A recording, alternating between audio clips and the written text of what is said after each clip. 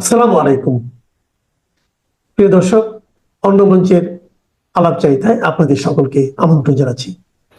এখনকার আলোচনার বিষয় যে পশ্চিমী দুনিয়া একেবারে দ্রুত আওয়ামী লীগের সপক্ষে এসে দাঁড়াচ্ছে তার প্রমাণ আওয়ামী লীগ নেতা সাবির হোসেন চৌধুরীর ঢাকার গুলশান স্থিত বাসভবনে গিয়ে বৈঠক করেছেন যুক্তরাষ্ট্রের হাই কমিশনের ভারপ্রাপ্ত টেসি জ্যাকবসন কয়েকদিন আগে। আর গতকাল ইউরোপের 3টি দেশের রাষ্ট্রদূতরা বৈঠক করলেন সাবির হোসেন চৌধুরীর সঙ্গে। এ থেকে স্পষ্ট হচ্ছে যে আওয়ামী লীগের পক্ষে জনসমর্থন ক্রমশ বাড়ছে এবং সেই সঙ্গে বাড়ছে সমর্থন আন্তর্জাতিক মহলেও। এই পরিস্থিতিতে আওয়ামী লীগের ওপর থেকে নিষেধাজ্ঞা প্রত্যাহার এর ব্যাপারটা এখন সময়ের অপেক্ষা মাত্র। এর ফলে সবচেয়ে ভেঙে পড়েছে বিএনপি। বিবিসিকে দেয়া এক সাক্ষাৎকারে দলের কার্যকরী সভাপতি তারেক রহমান নতুন করে অভিযোগ তুলেছেন আওয়ামী লীগের বিরুদ্ধে। শোনা যাচ্ছে দেশীয় ও আন্তর্জাতিক সমর্থন তার পক্ষে আওয়ামী লীগের পক্ষে ফিরে আসার ফলে শেখ হাসিনাও খুব তাড়াতাড়ি দেশে ফেরার সিদ্ধান্ত নিয়েছেন। ভারত সরকারও চাইছে শেখ হাসিনা দেশে ফিরে দলকে নেতৃত্ব দিন। দেশে ফিরলে তার নিরাপত্তার বিষয়ে সেনাপ্রধান ওয়াকারুজ্জামান তৈরি আছেন। এমন কথাও শোনা যাচ্ছে ইউনূস সরকারের পতনের বিষয়ে আমেরিকা যুক্তরাষ্ট্র ইতিমধ্যেই সবুজ সংকেত দিয়েছে। এই পুরো বিষয়টি নিয়ে আমাদের এখনকার আলোচনা। প্রিয় দর্শক, আজকে বাংলাদেশের রাজনীতির বর্তমান উত্তাল সময় নিয়ে কিছু গুরুত্বপূর্ণ আলোচনা করব। বর্তমান রাজনৈতিক আবহ, আন্তর্জাতিক কূটনৈতিক তৎপরতা এবং দেশের ভবিষ্যৎ নেতৃত্ব সংকট নিয়ে দেশবাসী উদ্বিগ্ন। এসব ইস্যুর গভীরে ঢুকে বিশ্লেষণ করা দরকার। গত কিছুদিন ধরে আমরা দেখছি আন্তর্জাতিক অঙ্গনে বাংলাদেশ রাজনীতিতে ব্যাপক কূটনৈতিক টানাপোড়েন শুরু হয়েছে। এই প্রেক্ষাপটে আওয়ামী লীগের শীর্ষ নেতা সাবের হোসেন চৌধুরীর ঢাকার গুলশান স্থিত বাসভবনে ইউরোপ ও আমেরিকার কূটনীতিকদের বৈঠক নিঃসন্দেহে রাজনৈতিক দলগুলির ও রাজনৈতিক বিশ্লেষকদের নজর কেড়েছে। যুক্তরাষ্ট্রের হাই কমিশনের ভারপ্রাপ্ত কর্মকর্তা ট্রেসি জ্যাকবসন কয়েকদিন আগে বৈঠক করেছেন। এরপর ইউরোপের 3 রাষ্ট্রদূতও 3টি দেশের একদিন আগে বৈঠক করেছেন। আমাদের কাছে এমন খবরও আছে যে শুধু ঢাকায় সাবের হোসেন চৌধুরীর ওখানেই বৈঠক নয়, ভারতে থাকা আওয়ামী লীগ শীর্ষ নেতৃত্বের সঙ্গেও ভিডিও কলে কথা হয়েছে বিদেশি রাষ্ট্রদূতদের।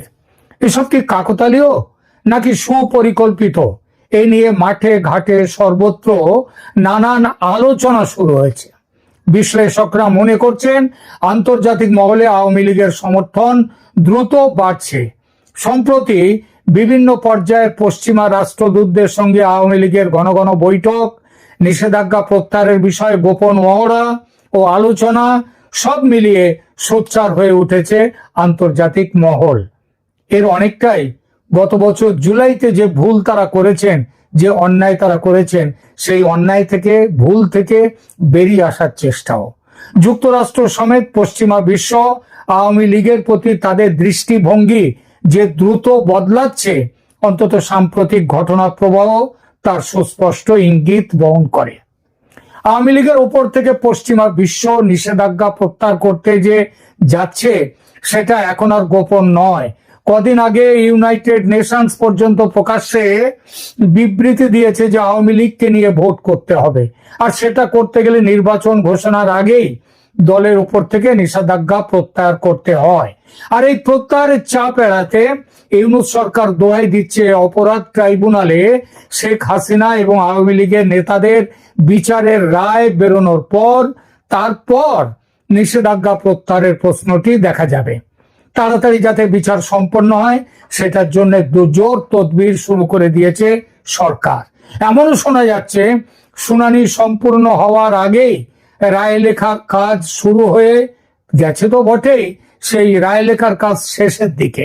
নিশ্চিতভাবে সরকার ও সরকারের সঙ্গে থাকা দলগুলোর পক্ষ থেকে শেখ হাসিনা এবং অন্য বড় নেতাদের দোষী সাব্যস্ত করে শাস্তি প্রদান করার সম্ভাবনা সবচেয়ে বেশি। কিন্তু সমস্যা হলো দল হিসেবে আওয়ামী লীগকে কোনো শাস্তি দেওয়া যাবে না। তার ফলে নিষেধাজ্ঞা তুলতে বাধ্য হবে নির্বাচন কমিশন দলের উপর থেকে। সে না হয় হলো, কিন্তু শেখ হাসিনা সমেত অন্য শাস্তিপ্রাপ্ত নেতারা তারা কি করবেন? তেমন পরিস্থিতি এলে তারা কি শাস্তির ঝুঁকি মাথায় নিয়ে দেশে ফিরবে? আসবো সে প্রসঙ্গে, তবে তার আগে বলি আওয়ামী লীগের নির্বাচনী ময়দানে ফিরে আসার নিশ্চিত সম্ভাবনা দেখে বাংলাদেশের রাজনৈতিক দলগুলোর ভিত কিভাবে কেঁপে উঠেছে। দলগুলোর মধ্যে বিএনপির কথাই বলি, বিএনপি সবচেয়ে বড় মনস্তাত্ত্বিক চাপে পড়ে গেছে। কারণ এতদিন ধরে দেশের ভিতরে বাইরে বিএনপির বড় ভরসা ছিল পশ্চিমা সমর্থন, বিশেষ করে আমেরিকার সমর্থন। ট্রেসি জ্যাকবসন ঢাকায় বসে মির্জা ফখরুলদের সঙ্গে বৈঠক করেই শুধু ক্ষান্ত থাকেননি, লন্ডনে গিয়ে তারেক রহমানের সঙ্গেও বৈঠক করেছেন। আমেরিকার প্রেসক্রিপশনে মোহাম্মদ ইউনূস গিয়ে মিটিং করেছেন তারেকের সঙ্গে। তারেক প্রধানমন্ত্রী, ইউনূস রাষ্ট্রপতি, একেবারে অনেকটাই ঠিক হয়ে গিয়েছিল। সেই হিসাব ভেস্তে গেছে ডাকসু জাকসু নির্বাচনের ফলে, এবং আরো বিশেষ করে আওয়ামী লীগের ময়দানে নামার জন্য। এতদিন আওয়ামী লীগ নিয়ে নানান খেলা খেলছিল বিএনপি, এক এক সময় এক এক রকম কথা। কিরকম? বিএনপির আওয়ামী লীগ সংক্রান্ত অবস্থানের পরিবর্তন বিষয়ে কয়েকটি কথা বলি। একটা বিশ্লেষণে অনুযায়ী বাংলাদেশের রাজনীতিতে আওয়ামী লীগের নিষেধাজ্ঞা প্রত্যাহার এবং নির্বাচনে অংশগ্রহণ নিয়ে বিভিন্ন সময়ে বিএনপি নেতৃত্ব ভিন্ন ভিন্ন অবস্থান গ্রহণ করেছে। এই পরিবর্তনের পেছনে রয়েছে তাদের রাজনৈতিক বাস্তবতার পরিবর্তন এবং কৌশলগত বিবেচনা। বিএনপির প্রাথমিক অবস্থান সেরকম ছিল 2024 সালের আগস্ট থেকে সেপ্টেম্বর পর্যন্ত বিএনপি স্পষ্টভাবে আওয়ামী লীগকে নিষিদ্ধ করার বিরোধিতা করে আসছিল, এবং তার জন্যে দলটির মহাসচিব মির্জা ফখরুল ইসলাম আলমগীর 2024 সালের সেপ্টেম্বরে স্পষ্টভাবে জানিয়েছিলেন, শেখ হাসিনা ও আওয়ামী লীগের মতো আমরা কোনো রাজনৈতিক দলকে নিষিদ্ধ করার রাজনীতিতে বিশ্বাস করি না। আমরা চাই আওয়ামী লীগ নির্বাচনে প্রতিদ্বন্দ্বিতা করুক এবং আমরা নির্বাচনী প্রক্রিয়ার মাধ্যমে তাদের পরাজিত করব। আবার এই কথার ভিত্তিতে আপনাদের হয়তো মনে থাকতে পারে সেই সময়ে প্রধান উপদেষ্টা মোহাম্মদ ইউনূসও বলেছিলেন, না বিএনপি একটা বড় দল, বিএনপি যখন চাইছে আওয়ামী লীগকে নির্বাচনে প্রক্রিয়ায় তারা অংশ নেবে, তাহলে আওয়ামী লীগকে নিষিদ্ধ করার কোনো প্রস্তাব আমাদের কাছে নেই। কিন্তু সেটাই পরে হয়েছিল। যাই হোক, এরপরে দেখুন তারও আগে 2023 সালের ফেব্রুয়ারিতেও মির্জা ফখরুল একই অবস্থান নিয়ে বলেছিলেন, আওয়ামী লীগ নির্বাচিত হলেও আপত্তি নেই, কিন্তু তাদের জনগণের ভোটে জিতে আসতে হবে। কিন্তু 2025 সালের জানুয়ারি ফেব্রুয়ারি থেকে বিএনপির অবস্থানে পরিবর্তন লক্ষ্য করা গেল। মির্জা ফখরুল ইসলাম আলমগীর বিবিসি বাংলাকে দেয়া একান্ত সাক্ষাৎকারে জানান, আওয়ামী লীগকে নিষিদ্ধ করার ব্যাপারটা পুরোপুরি জনগণের ব্যাপার। জনগণ যদি চায় যে তারা কোনো দলকে নিষিদ্ধ করবে, তাহলে তারা করতেই পারে, সেটা ভোটের মাধ্যমে জানা যাবে। তিনি আরো স্পষ্ট করেন যে আমরা একটি উদার গণতান্ত্রিক দল, আমরা গণতন্ত্রে বিশ্বাস করি। কোন দল নিষিদ্ধ হবে, কোন দল কার্যক্রম চালাতে পারবে বা পারবে না, সেটা নির্ধারণ করা আমাদের কাজ নয়, জনগণ সিদ্ধান্ত নেবে। কিন্তু জনগণ এই সিদ্ধান্ত কিভাবে নেবে সে বিষয়ে জনাব ফখরুল চুপ। জনগণ কি চায় সেটা জানতে গেলেও তো আওয়ামী লীগকে ভোটের ময়দানে নামতে হয় এবং তার নামার সুযোগ দিতে হয়, তাই না? কিন্তু সেটা কিছু বললেন না। 2025 সালের মে মাসে বিএনপির অবস্থান পুরোপুরি পাল্টে যায়। মির্জা ফখরুল ইসলাম, সেই একই মির্জা ফখরুল ইসলাম আলমগীর তখন বলেন, আমরা খুশি যে অন্তর্বর্তী সরকার যদিও বিলম্বে অবশেষে মানবতা বিরোধী অপরাধের সাথে জড়িত ব্যক্তিদের দ্রুত ও নিরবিচ্ছিন্ন বিচার নিশ্চিত করতে ফ্যাসিবাদী আওয়ামী লীগ ও তার অনুষঙ্গী সংস্থাগুলোর কার্যক্রম বন্ধ করার পদক্ষেপ নিয়েছে। দেখলেন, একেবারে পুরো ভোল পাল্টানো। এই ভোল পাল্টানোর কারণ নির্বাচনী হিসাব নিকাশ। আওয়ামী লীগ নিষিদ্ধ থাকলে বিএনপি একক সংখ্যাগরিষ্ঠতা পাবে, এই ছিল বিশ্বাস। 2025 সালের অক্টোবরে তারেক রহমানের এই দুদিন আগে সাক্ষাৎকারে দেখা যায় বিএনপি এখন আওয়ামী লীগের নেতাদের বিচারের পক্ষে। তিনি বলেছেন, যদি তারা অপরাধী হিসেবে দোষী সাব্যস্ত হয়, তাহলে আওয়ামী লীগ কিভাবে নির্বাচনে প্রতিদ্বন্দ্বিতা করতে পারে? পাল্টা প্রশ্ন করাই যায়, আওয়ামী লীগের ফ্যাসিস্ট পরিচয় ও অত্যাচার যে অভিযোগ আপনারা করেন, সে অভিযোগটা কি এই কয়েক মাস আগেও ভুলে গিয়েছিলেন? তাহলে তখন কেন নিষেধাজ্ঞার বিপক্ষে ছিলেন আপনারা? কারণ একটাই, আওয়ামী লীগ শেষ হয়ে গিয়েছে ভেবেছিল তারা, এবং এত তাড়াতাড়ি যে আওয়ামী লীগ ঘুরে দাঁড়াবে সেটা ভাবেনি কেউ। এখন ঘুরে দাঁড়াতেই উল্টো কথা বলতে শুরু করেছে, তাই নিষেধাজ্ঞা চাই। বিএনপির এই অবস্থানগত পরিবর্তন দেখায় যে দলটি কিভাবে রাজনৈতিক সুবিধা মতো তার নীতিগত অবস্থান পাল্টে দিয়েছে। প্রথমে গণতান্ত্রিক মূল্যবোধের দোহাই দিয়ে আওয়ামী লীগের নির্বাচনের অধিকারের পক্ষে থাকলেও পরবর্তীতে রাজনৈতিক বাস্তবতা ও নির্বাচনী স্বার্থে আওয়ামী লীগের নিষেধাজ্ঞার পক্ষে অবস্থান নিয়েছে বিএনপি। এই পরিবর্তন বাংলাদেশের রাজনীতিতে নীতিগত সুবিধাবাদের একটি উদাহরণ। যে আমেরিকা ও পশ্চিমী দুনিয়া কিছুদিন আগেও মনে করছিল ইসলামী জঙ্গিবাদের কবল থেকে বাংলাদেশকে রক্ষা করতে বিএনপিকে সমর্থন করা জরুরি, তারা বুঝেছে হয়তো তার পেছনে ডাকসু এবং জাকসু নির্বাচনের কিছু ফল আছে। তারা বুঝেছে যে বিএনপি আসলে নীতিহীন একটি দল। সবচেয়ে বড় কথা, বাংলাদেশের আগামী নির্বাচন ফ্যাসিবাদ বা বনাম গণতন্ত্রের লড়াই যতটা, তার চেয়ে অনেক বেশি হলো 71 বনাম 24-এর লড়াই। সহজ করে বলা যায় মুক্তিযুদ্ধ পক্ষ বনাম মুক্তিযুদ্ধ বিপক্ষ। প্রথম পক্ষ অর্থাৎ যুদ্ধের পক্ষ মানে আওয়ামী লীগ। বিএনপি তার মুক্তিযুদ্ধের পক্ষের পরিচয় পুরো হারিয়ে ফেলেছে। এটা ওই ফজলুর রহমান সাহেবের তার যে এখন পরিস্থিতি তিনি যা বলছেন তা থেকেই বোঝা যায়। এবং মুক্তিযুদ্ধের বিরোধী পক্ষের নেতৃত্বে সেখানে জামায়াতে ইসলামী। ফলে একুল ওকুল দুকুল গেছে বিএনপি কোনো দিকেই নেই। তাই আওয়ামী লীগকে নির্বাচনের ময়দান থেকে বাইরে রাখার বিষয়ে বিএনপি এখন এত সোচ্চার, যেটা কিন্তু জামায়াতে ইসলামীও নয়।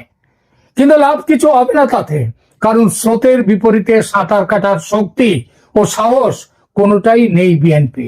স্রোত এখন আওয়ামী লীগের পক্ষে। আর এই পরিস্থিতিতে উজ্জ্বল হয়ে উঠেছে শেখ হাসিনার দেশে ফেরার সম্ভাবনা। চারদিকে জোর গুঞ্জন চলছে আন্তর্জাতিক মহলের সমর্থন ও রাজনৈতিক হিসাব নিকাশে এগিয়ে থাকায় আওয়ামী লীগ প্রধান শেখ হাসিনা এবার দেশে ফিরতে পারেন। শেখ হাসিনা সম্প্রতি একাধিক অডিও ভিডিও মেসেজে নিজে বলেছেন সে কথা, যে সেটা তিনি বলেছেন যে তিনি দেশে ফিরবেন। সুতরাং আর ভারতও চায় যে তার স্বার্থে শেখ হাসিনা নেতৃত্বে থাকুন, সেটা ভারতের কূটনৈতিক তৎপরতায় পরিষ্কার। এটা অবশ্য একা ভারতের স্বার্থ নয়, বরং পারস্পরিক স্বার্থ ভারত ও বাংলাদেশের দুজনেরই। ভারতের জন্য গুরুত্বপূর্ণ সীমান্ত নিরাপত্তা, 7 সিস্টার্স, সেখানকার শান্তি, আভ্যন্তরীণ স্থিতিশীলতা, জঙ্গি মুক্ত বাংলাদেশ, ব্যবসায়িক সংযোগ ও সুপ্রতিবেশীর কূটনীতি। আর বাংলাদেশের স্বার্থ এগুলোর সাথে সাথেও আছে, বড় স্বার্থ আছে তাদের নদী জল বন্টন এবং সহজ যোগাযোগ ব্যবস্থা। শোনা যাচ্ছে শেখ হাসিনা এলে তার নিরাপত্তা নিয়ে সেনাবাহিনীর বর্তমান প্রধান ওয়াকারুজ্জামান প্রস্তুত আছেন। এই বিষয়ে ভারত প্রয়োজনীয় ব্যবস্থা ইতিমধ্যে নিয়েছেন বলে খবর। সংবেদনশীল এই মুহূর্তে সেনা নাগরিক সমন্বয়ই দেশের স্থিতিশীলতার সবচেয়ে বড় প্রয়োজন। আর এই নতুন পরিস্থিতিতে আলোচনায় উঠে এসেছে ইউনূস সরকারের পতনের সম্ভাবনা। প্রেসিডেন্ট ট্রাম্পের সৌজন্যে ক্ষমতায় টিকে আছেন ইউনূস, এ ব্যাপারে কারো কোনো সন্দেহ নেই। এর পেছনে ছিল কিছু দেনা পাওনার হিসাব। ট্যারিফ প্রশ্নে মীমাংসা হয়ে যাওয়ার পর এবং ওইসব বিমান টিমান কেনা, চীন থেকে অস্ত্র নেওয়া হবে না, সব অস্ত্র কিনতে হবে আমেরিকা থেকে, এইসব বড় ব্যবসায়িক চুক্তি হয়ে যাওয়ার পর, সেগুলো এইসব সুবিধা আদায় করে নেওয়ার পর ট্রাম্পের কাছে মোহাম্মদ ইউনূসের প্রয়োজন যে ফুরিয়েছে, সেটা ইউনূস সাহেব নিজেও বুঝেছেন। নিউ ইয়র্কে জাতিসংঘের সাধারণ সভায় গিয়ে তার জ্ঞান হয়েছে। পাকিস্তানের প্রধানমন্ত্রী ও সেনাপ্রধানের সঙ্গে 1 ঘন্টা 22 মিনিট বৈঠক করেছেন ট্রাম্প, তার ভাইস প্রেসিডেন্ট জেডি ভান্স, তার পররাষ্ট্র সচিব সেক্রেটারি যিনি মার্কো রুবিও।